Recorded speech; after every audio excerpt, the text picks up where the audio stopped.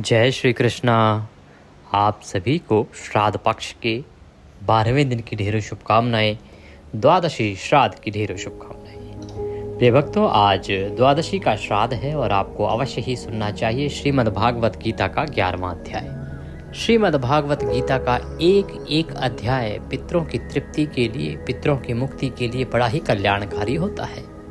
जिस प्रकार से गीता के 7वें अध्याय के श्रवण करने से, उसका पुण्य पितरों को अर्पित करने से, जल तर्पण करने से आपके पितरों की तृप्ति होती है, उसी प्रकार से जब आप गीता का 11वां अध्याय सुनेंगे और उससे पितृ पूजन करेंगे तो उसका भी अनंत फल आपको प्राप्त होगा। गीता का अध्याय जितना सुना जाए उतना अधिक कल्याणकारी होता है, इसलिए प्रयास करके यह आपको प्रतिदिन सुनना चाहिए। आपके जीवन से नकारात्मक ऊर्जा का नाश होता है तथा सकारात्मक ऊर्जा का प्रवाह आपके भीतर बढ़ता है। इसीलिए आपको यह 11वां अध्याय आज अवश्य ही सुनना चाहिए। आइए अध्याय आरंभ करते हैं। आपसे निवेदन है कि यह पावन पुनीत श्रीमद् भागवत गीता के अध्याय का वीडियो है तो कृपया वीडियो को एक बार लाइक अवश्य कर दीजिएगा। परमेश्वर वासुदेव की कृपा प्राप्त करने के लिए कमेंट बॉक्स में अवश्य लिखिएगा जय श्री कृष्ण या ओम नमो भगवते वासुदेवाय। आप देख रहे हैं देवभूमि ज्योतिष संस्थान का प्रतिष्ठित यूट्यूब चैनल देवभूमि धार्मिक। हम यहाँ पर सभी व्रत और त्योहारों की सही शास्त्रीय जानकारी प्रदान करते हैं।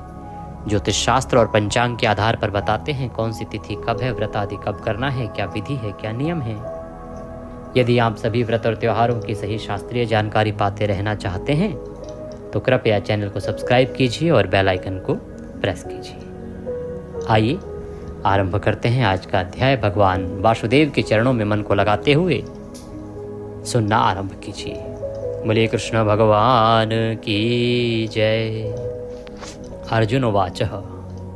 अर्जुन बोले, हे प्रभु, मुझ पर अनुग्रह करने के लिए आपने जो परम गोपनीय आध्यात्म विषयक वचन अर्थात उपदेश कहा, उससे मेरा यह अज्ञान नष्ट हो गया है।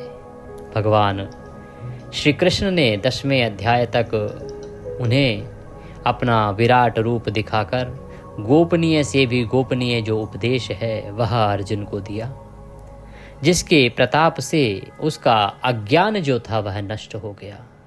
तो कहता है कि हे कमल नयन, क्योंकि मैंने आपसे भूतों की उत्पत्ति और प्रलय विस्तार पूर्वक सुने हैं तथा आपकी अविनाशी महिमा भी सुनी है कि हे भगवान, हे कमल समान नेत्रों वाले, मैंने जो आपके द्वारा बताया गया ज्ञान है कि किस प्रकार से सभी जीवों की उत्पत्ति आपसे होती है और कैसे वो संपूर्ण जीव समुदाय प्रलय के समय आप ही में समा जाता है, यह सब विस्तार पूर्वक सुना है तथा आपकी अविनाशी जो महिमा है, आप भगवान अनश्वर हैं, आपका कभी नाश नहीं होता, ना कभी जन्म लेते हैं, ना मृत्यु को प्राप्त होते हैं। आपकी जो मैंने अविनाशी महिमा सुनी है, हे परमेश्वर, आप अपने को जैसा कहते हैं यह ठीक ऐसा ही है। जैसा आपने मुझे बताया, जैसा आपने मुझे उपदेश के माध्यम से समझाने का प्रयास किया, आप ठीक वैसे ही हैं भगवान। आप अविनाशी हैं, आप अजन्मा हैं, परंतु हे पुरुषोत्तम, आपके ज्ञान, ऐश्वर्य, शक्ति, बल, वीर्य और तेज से युक्त ऐश्वर्य रूप को मैं प्रत्यक्ष देखना चाहता हूँ। वो कहते हैं कि भगवान, ये सही बात है कि आप अतुलित बलशाली हैं। आपके अतिरिक्त इस सृष्टि का ना कोई पालक है, ना प्रलय करता है, ना चलाने वाला है। आप ही के कारण इस सृष्टि के सभी जीव हैं। परंतु हे भगवान, मैं आपके इस विकट रूप को प्रत्यक्ष रूप से एक बार दर्शन करना चाहता हूँ। तो यहाँ भगवान की एक प्रकार से विराट रूप देखने की इच्छा यहाँ पर अर्जुन जो है वो भगवान से कर रहे हैं। कहते हैं, हे प्रभु, यदि मेरे द्वारा आपका वह रूप देखा जाना शक्य है, ऐसा आप मानते हैं, तो हे योगेश्वर, उस अविनाशी स्वरूप का मुझे दर्शन कराइए। तो अर्जुन भगवान वासुदेव से उस अविनाशी स्वरूप को दर्शन करने के लिए प्रार्थना करते हैं, दर्शन कराने के लिए प्रार्थना करते हैं। तब श्री भगवान बोले, हे पार्थ, अब तू मेरे सैकड़ों हजारों नाना प्रकार के और नाना वर्ण तथा नाना आकृति वाले अलौकिक रूपों को देख। कहते हैं, ठीक है अर्जुन, तुम मेरा विराट रूप देखना चाहते हो, अद्भुत रूप देखना चाहते हो जिसमें संपूर्ण बल ऐश्वर्य आदि समाहित हैं, तो ऐसा ही सही मैं तुम्हें वह अलौकिक रूप दिखाता हूँ।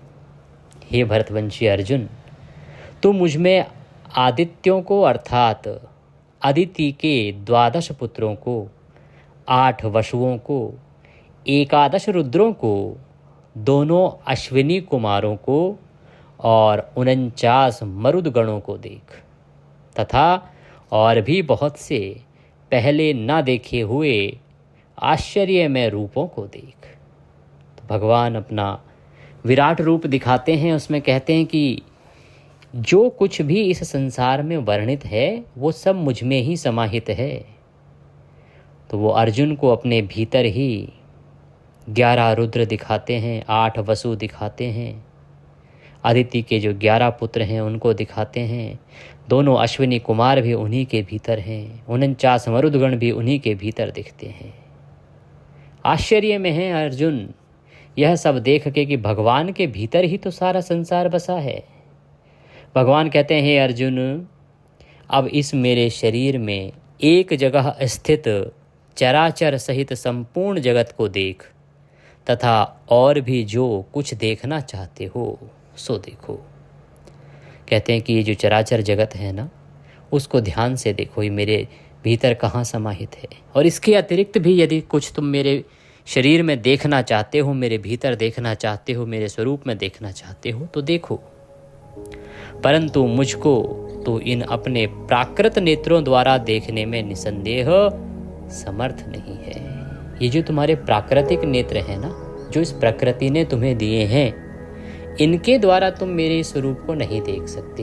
ये स्वरूप इन साधारण नेत्रों से नहीं देखा जा सकता। इसी से मैं तुझे दिव्य अर्थात अलौकिक चक्षु देता हूँ। इससे तू मेरी ईश्वरीय योग शक्ति को देख। कहते हैं कि ये जो प्राकृतिक जो नेत्र मिले हैं मनुष्यों वाले, इनसे तुम मुझे नहीं देख सकते। मैं तुम्हें अपने शक्ति के द्वारा अलौकिक चक्षु देता हूँ, अलौकिक नेत्र देता हूँ, इनसे तुम मेरी ईश्वरीय शक्तियों को देखो। संजय उवाच, संजय बोले, हे राजन, महायोगेश्वर और सब पापों के नाश करने वाले भगवान ने इस प्रकार कहकर उसके पश्चात अर्जुन को परम ऐश्वर्य युक्त दिव्य स्वरूप दिखलाया। तब भगवान ने उन्हें पहले शक्ति भेंट की देखने के लिए और उसके बाद अपना दिव्य रूप अर्जुन को दिखलाया। अनेक मुख और नेत्रों से युक्त, अनेक अद्भुत दर्शनों वाले, बहुत से दिव्य आभूषणों से युक्त और बहुत से दिव्य शस्त्रों को हाथों में उठाए हुए, दिव्य माला और वस्त्रों को धारण किए हुए और दिव्य गंध का सारे शरीर में लेप किए हुए, सब प्रकार के आश्चर्यों से युक्त, सीमा रहित और सब ओर मुख किए हुए विराट स्वरूप परम देव परमेश्वर को अर्जुन ने देखा। इतना विशाल विकराल रूप भगवान का अर्जुन अपने दिव्य चक्षुओं से देख रहे हैं। आकाश में 1000 सूर्यों के एक साथ उदय होने से उत्पन्न जो प्रकाश हो, वह भी उस विश्व रूप परमात्मा के प्रकाश के सदृश कदाचित भी नहीं हो। कहते हैं कि जब यदि इस आकाश में 1000 सूर्य एक साथ चमकने लगें, उससे जो प्रकाश उत्पन्न होगा ना, वो प्रकाश भी भगवान के इस विराट स्वरूप से जो प्रकाश हो रहा है उसके सामने कदाचित छोटा ही पड़ेगा। इतना प्रकाशित, इतना दिव्य भगवान का यह रूप है। पांडुपुत्र अर्जुन ने उस समय अनेक प्रकार से विभक्त अर्थात पृथक पृथक संपूर्ण जगत को देवों के देव श्री कृष्ण भगवान के उस शरीर में एक जगह स्थित देखा। अर्जुन सभी को देख रहे हैं, भीतर ही भीतर देख रहे हैं। तो अनेक प्रकार से जो विभक्त पृथक पृथक जो जगत हैं, उनके जो देवगण हैं, वो कृष्ण के शरीर में ही विराजमान है, भगवान के शरीर में ही स्थित हैं। उसके अनंतर वे आश्चर्य से चकित और पुलकित शरीर अर्जुन प्रकाश में विश्वरूप परमात्मा को श्रद्धा भक्ति सहित सिर से प्रणाम करके हाथ जोड़कर बोले। इस प्रकार अर्जुन ने सब देखा। देखने के बाद सर झुकाया, हाथ जोड़े भगवान को और हाथ जोड़कर कहते हैं, हे देव, मैं आपके शरीर में संपूर्ण देव को तथा अनेक भूतों के समुदायों को, कमल के आसन पर विराजित ब्रह्मा को, महादेव को और संपूर्ण ऋषियों को तथा दिव्य सर्पों को देखता हूँ। हे संपूर्ण विश्व के स्वामिन, आपको अनेक भुजा, पेट, मुख और नेत्रों से युक्त तथा सब ओर से अनंत रूप वाला देखता हूँ। हे विश्वरूप, मैं आपके ना अंत को देखता हूँ, ना मध्य को और ना ही आदि को ही देखता हूँ। आपको मैं मुकुट युक्त, गदा युक्त, चक्र युक्त तथा सब ओर से प्रकाशमान तेज के पुंज, प्रज्वलित अग्नि और सब ओर से अप्रमेय स्वरूप देखता हूँ। आप ही जानने योग्य परम अक्षर अर्थात पर ब्रह्म परमात्मा हैं। आप ही इस जगत के परमाश्रय हैं और आप ही अनादि धर्म के रक्षक हैं। आप ही अविनाशी सनातन पुरुष हैं, ऐसा मेरा मत है। तो ये दर्शन करने के बाद भाव विह्वल हो गए हैं अर्जुन। भगवान की स्तुति करते हैं, भगवान से निवेदन करते हैं, कहते हैं कि आप ही जानने योग्य परम अक्षर अर्थात परब्रह्म परमात्मा है। हे भगवान, ये जो परमात्मा की बात होती है ना, वो साक्षात परब्रह्म परमात्मा आप ही हैं और आप ही इस जगत के परम आश्रय हैं, अर्थात आपके आश्रय से ही यह जगत टिका हुआ है। अगर आपका आश्रय ना मिले तो ये जगत नष्ट हो जाएगा। आप ही अनादिक धर्म के रक्षक हैं और आप ही अविनाशी सनातन पुरुष हैं, ऐसा मेरा मत है।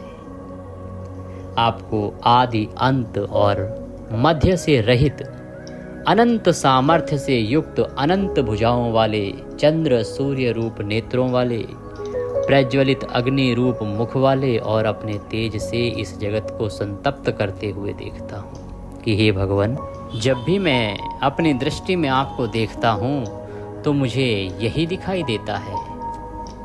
कहते हैं, हे महात्मन, यह स्वर्ग और पृथ्वी के बीच का संपूर्ण आकाश तथा सब दिशाएं एक आप से ही परिपूर्ण हैं तथा आपके इस अलौकिक और भयंकर रूप को देखकर तीनों लोक अति व्यथा को प्राप्त हो रहे हैं कि भगवान, ये जो आपका भयंकर रूप है ना, इसको देख पाना सबके लिए संभव नहीं है। वे ही देवताओं के समूह आप में प्रवेश करते हैं, कुछ भयभीत होकर हाथ जोड़े आपके नाम और गुणों का उच्चारण करते हैं तथा महर्षि और सिद्धों के समुदाय कल्याण हो ऐसा कहकर उत्तम उत्तम स्तोत्रों द्वारा आपकी स्तुति करते हैं। हे भगवान, जो 11 रुद्र और 12 आदित्य तथा 8 वसु, साध्यगण, विश्वदेव, अश्विनी कुमार तथा मरुदगण और पितरों का समुदाय तथा गंधर्व, यक्ष, राक्षस और सिद्धों के समुदाय हैं, वे सब ही विस्मित होकर आपको देखते हैं। हे महाबाहु, आपके बहुत कुछ और नेत्रों वाले, बहुत हाथ, जंघा, पैरों वाले, बहुत उदरों वाले और बहुत सी दाढ़ों के कारण अत्यंत विकराल महान रूप को देखकर सब लोग व्याकुल हो रहे हैं तथा मैं भी व्याकुल हो रहा हूँ। भगवान का इतना विकराल रूप जब देखा अर्जुन ने, तो अर्जुन कहने लगे कि भगवान, ये चराचर जगत जो है नष्ट हो जाएगा, डरा हुआ है सब, और मुझे भी इससे बड़ा भय प्रतीत हो रहा है। क्योंकि हे विष्णु, आकाश को स्पर्श करने वाले दैदीप्यमान अनेक वर्णों से युक्त तथा फैलाए हुए मुख और प्रकाशमान विशाल नेत्रों से युक्त आपको देखकर भयभीत अंतःकरण वाला मैं धीरज और शांति नहीं पाता हूँ। जब मैं आपका यह विशाल विकराल रूप देखता हूँ तो मुझे शांति की प्राप्ति नहीं होती है। दाढ़ों के कारण विकराल और प्रलय काल की अग्नि के समान प्रज्वलित आपके मुख को देखकर मैं दिशाओं को नहीं जानता हूँ और सुख भी नहीं पाता हूँ। इसलिए हे देवेश, हे जगन निवास, आप प्रसन्न हो। वे सभी धृतराष्ट्र के पुत्र राजाओं के समुदाय सहित आप में प्रवेश कर रहे हैं और भीष्म पितामह, द्रोणाचार्य तथा वह कर्ण और हमारे पक्ष के भी प्रधान योद्धाओं के सहित सब के सब आपके दाढ़ों के कारण विकराल भयानक मुख में बड़े वेग से दौड़ते हुए प्रवेश कर रहे हैं और कई चूर्ण हुए सिरों सहित आपके दांतों के बीच में लगे हुए दिख रहे हैं। जैसे नदियों के बहुत से जल के प्रवाह स्वाभाविक ही समुद्र के ही सम्मुख दौड़ते हैं, अर्थात समुद्र में प्रवेश करते हैं। कहते हैं कि जैसे अगर नदी है वो कहीं से भी चलती है ना, तो उसका अपने आप ही मार्ग इस प्रकार से बन जाता है कि वो समुद्र में जाके मिल जाएगी। वैसे ही वे नरलोक के वीर भी आपके प्रज्वलित मुखों में प्रवेश कर रहे हैं। जैसे पतंग मोहवश नष्ट होने के लिए प्रज्वलित अग्नि में अति वेग से दौड़ते हुए प्रवेश कर रहे हैं, आप उन संपूर्ण लोकों को प्रज्वलित मुखों द्वारा ग्रास करते हुए सब ओर से बार बार चाट रहे हैं। हे विष्णु, आपका उग्र प्रकाश संपूर्ण जगत को तेज के द्वारा परिपूर्ण करके तपा रहा है। मुझे बतलाइए कि आप उग्र रूप वाले कौन हैं? हे देवों में श्रेष्ठ, आपको नमस्कार हो। आप प्रसन्न होइए। अद्वितीय पुरुष आपको मैं विशेष रूप से जानना चाहता हूँ। क्यों? क्योंकि मैं आपकी प्रवृत्ति को नहीं जानता। तब भगवान कहते हैं, भगवान बोले, मैं लोकों का नाश करने वाला बढ़ा हुआ महाकाल हूँ। इस समय इन लोकों को नष्ट करने के लिए प्रवृत्त हुआ हूँ। इसलिए जो प्रतिपक्षियों स्थित योद्धा लोग हैं वे सब तेरे बिना भी नहीं रहेंगे, अर्थात तेरे युद्ध ना करने पर भी इन सब का नाश हो जाएगा। भगवान कहते हैं कि देखो अर्जुन, तुम पीछे हट रहे हो कि ये देखो सब मेरे मिलने वाले हैं, मेरे चाचा हैं, ताऊ हैं, गुरुजन हैं, भाई हैं, कैसे मारो। पर अर्जुन, यदि तुमने युद्ध नहीं लड़ा ये सोच के कि इनको आप अपने हाथों से मार नहीं सकते, तो भी तो इनको मरना ही है। ऐसा तो है नहीं कि ये सदा सदा जीवित रहेंगे। इनकी मृत्यु तो होनी ही है और मृत्यु ही सच्चा ही है। तो भगवान कहते हैं कि अतः तू उठ, यश प्राप्त कर और शत्रुओं को जीतकर धन धान्य से संपन्न राज्य का भोग कर। ये सब शूर वीर पहले से ही मेरे द्वारा मारे हुए हैं। हे सव्यसाचिन, तू तो केवल निमित्त मात्र बन रहा है। कहते हैं कि हे अर्जुन, उठ, अपना गांडीव उठा और इन पर निशाना साध। इनको तू नहीं मार रहा, ये तो पहले ही मेरे द्वारा विधान किया हुआ है कि इनको तो मृत्यु होनी ही है। तो तू क्यों व्यर्थ शोक कर रहा है? तू क्यों व्यर्थ अपने ऊपर इसको लेकर यह समझता है कि ये सब कुछ तेरे द्वारा हो रहा है या तेरे द्वारा मारा जा रहा है? हे अर्जुन, द्रोणाचार्य और भीष्म पितामह तथा जयद्रथ और कर्ण तथा और भी बहुत से मेरे द्वारा मारे हुए शूरवीर योद्धाओं को तू मार, भय मत कर। निसंदेह तू युद्ध में वैरियों को जीतेगा, इसलिए युद्ध कर। भगवान कहते हैं कि हे अर्जुन, उठ और युद्ध कर। तू निश्चित रूप से इन कुचक्रधारियों को जीतेगा। ये वैर बढ़ाने वाले हैं, इन पर तुझे निश्चित रूप से विजय प्राप्त होगी। तू युद्ध कर। तब संजय बोले, केशव भगवान के इस वचन को सुनकर मुकुटधारी अर्जुन हाथ जोड़कर कांपता हुआ नमस्कार करके फिर भी अत्यंत भयभीत होकर प्रणाम करके भगवान श्री कृष्ण के प्रति गदगद वाणी से बोले। अर्जुन बोले, हे अंतर्यामिन, यह योग्य है कि आपके नाम गुण और प्रभाव के कीर्तन से जगत अति हर्षित हो रहा है और अनुराग भी प्राप्त हो रहा है तथा भयभीत राक्षस लोग दिशाओं में भाग रहे हैं और अब सिद्धगणों समुदाय नमस्कार कर रहे हैं। हे महात्मन, ब्रह्मा के भी आदिकर्ता और सबसे बड़े आपके लिए वे कैसे नमस्कार न करें, क्योंकि हे अनंत, हे देवेश, हे जगन्निवास, जो सत असत और उनसे परे अक्षत अर्थात सच्चिदानंदन घन ब्रह्म हैं, वह आप ही तो हैं। तो परमात्मन, आपको तो इन सबको नमन करना ही चाहिए, ये तो आपको सदा मस्तक झुकाएंगे ही। आप आदिदेव और सनातन पुरुष हैं।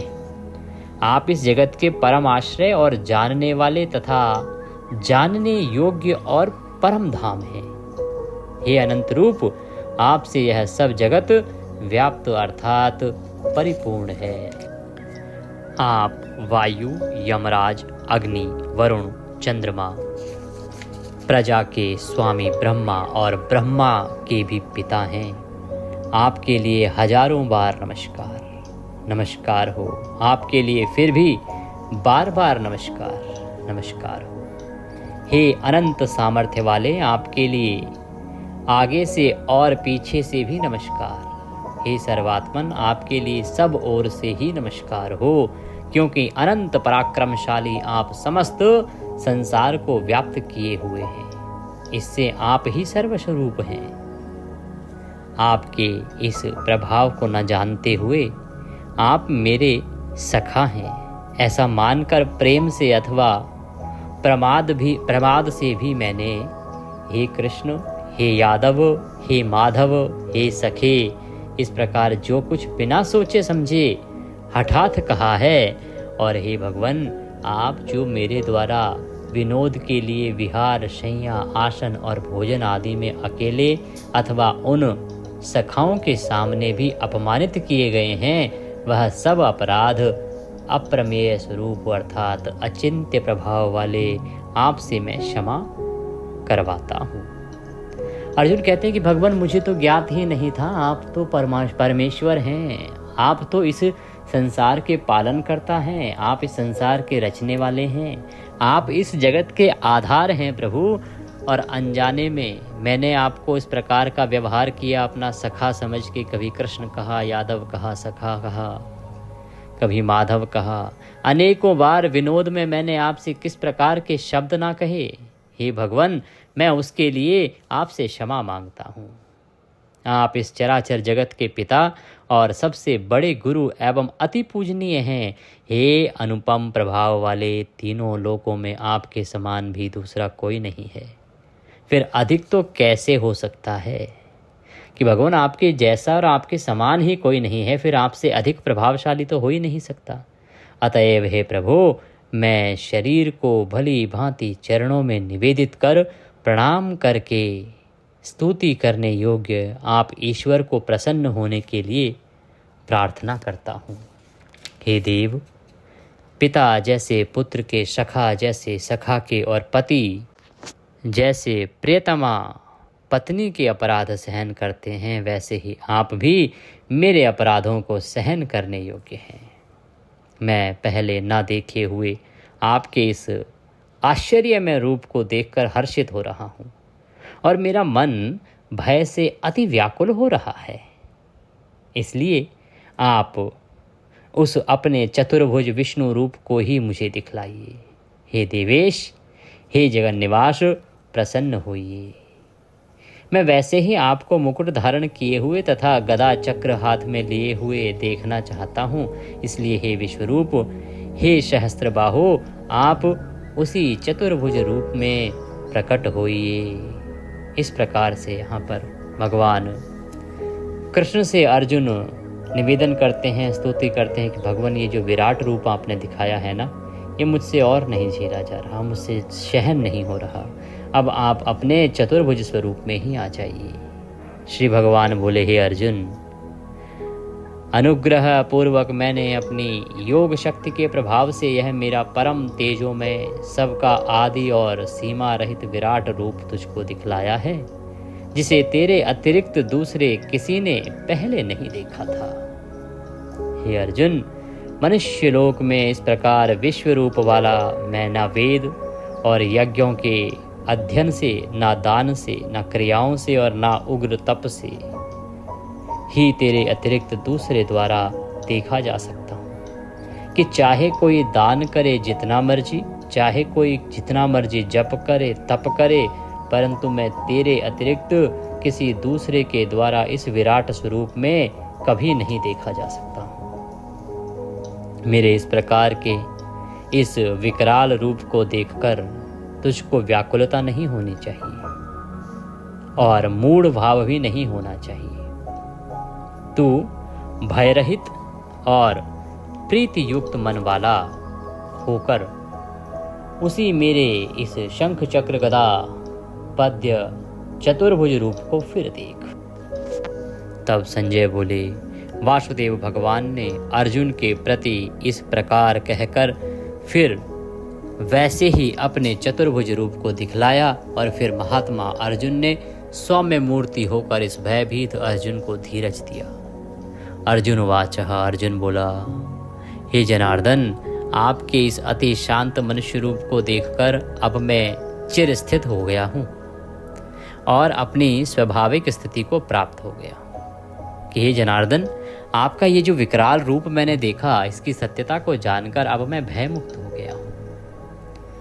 श्री भगवान बोले, मेरा जो चतुर्भुज रूप तुमने देखा है यह सुदुदर्श है, अर्थात इसके दर्शन बड़े ही दुर्लभ हैं। देवता भी सदा इस रूप के दर्शन की आकांक्षा करते रहते हैं। जिस प्रकार तुमने मुझको देखा है, इस प्रकार चतुर्भुज रूप वाला मैं ना वेदों में, ना तप से, ना दान से और ना यज्ञ से ही देखा जा सकता हूँ।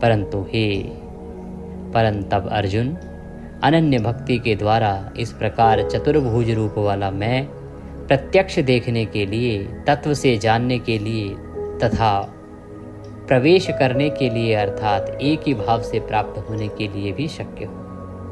हे अर्जुन, जो पुरुष केवल मेरे ही लिए संपूर्ण कर्मों को करने वाला है, मेरे परायण है, मेरा भक्त है, आसक्त रहित है और संपूर्ण भूत प्राणियों में वैर भाव से रहित है, वह अनन्य भक्ति युक्त पुरुष मुझको सदा ही प्राप्त होता है। भगवान कहते कि हे अर्जुन, जिस पुरुष का चित्त केवल मेरे लिए ही लगा रहता है, जो केवल मेरे ही परायण रहता है, जो मेरी ही भक्ति करता है और सदा मेरा ही विचार रखता है, जिसका मन जो है इन प्राणियों में वैर भाव के सहित नहीं है, किसी के प्रति वह वैर भाव नहीं रखता, अत्यंत भक्ति युक्त वो जो पुरुष है वह मुझे अति प्रिय है और वह मुझे ही प्राप्त होता है, उसकी मुक्ति हो जाती है। ओम तत्सदिति श्रीमद्भगवत गीता सुपनिषत्सु ब्रह्म विद्यायाम योग शास्त्रे श्री कृष्ण अर्जुन संवादे विश्व रूप दर्शन योगो नामनो 11वां अध्याय संपूर्णः।